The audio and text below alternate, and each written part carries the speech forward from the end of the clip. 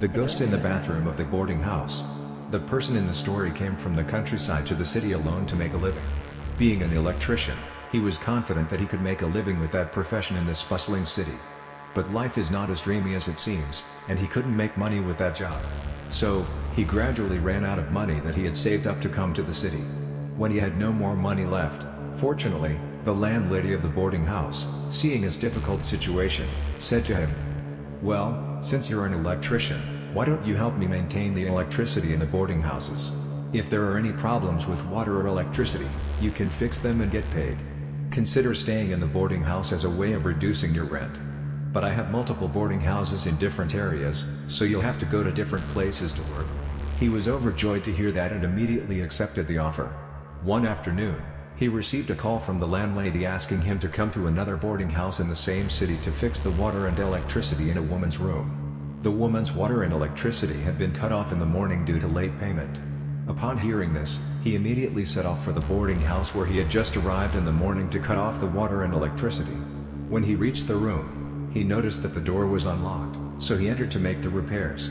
Suddenly, he was startled by the sound of running water in the bathroom. He thought it must be the landlady taking a shower, so he spoke up, saying, "Excuse me, I'm here to fix the water and electricity for you." From inside the room came a response, "Yes."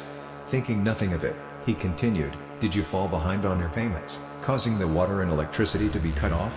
The response came again, "Yes." Sensing that the woman didn't seem pleased with his questions, he decided to stay quiet and continue his work. When he looked up at the bathroom door, he saw the shadow of a woman with long hair standing inside. The bathroom door had frosted glass. He lowered his head and continued working. After a while, the landlady entered the room from outside. Startled, he asked, "Wait, weren't you in here earlier? I thought you were taking a shower in the room." The landlady replied, "I walked past the neighboring room earlier." "Who was in this room? What strange things are you talking about? Don't scare me." Realizing that he had encountered something strange, he tried to change the subject as if nothing had happened. He remained silent, afraid that if he said something, the landlady might get angry and stop giving him work. After completing the repairs in the woman's room, he went down to the communal restroom in the boarding house to replace a flickering light bulb. As he descended, he saw a woman wearing red and black clothing enter the restroom from outside. Assuming she was a tenant, he remained silent. However, to his surprise, Mr. T, another resident of the boarding house whom he knew, also entered the restroom where the woman had just gone. Before he could call out, Mr. T entered and closed the door behind him. After a while, when Mr. T came out, he grabbed him and asked, "Wait, did you not see anyone in there? Why did you enter so naturally?" Mr. T replied, "Are you crazy? There was only me in there. Who else would be there? If there was someone, I would have left."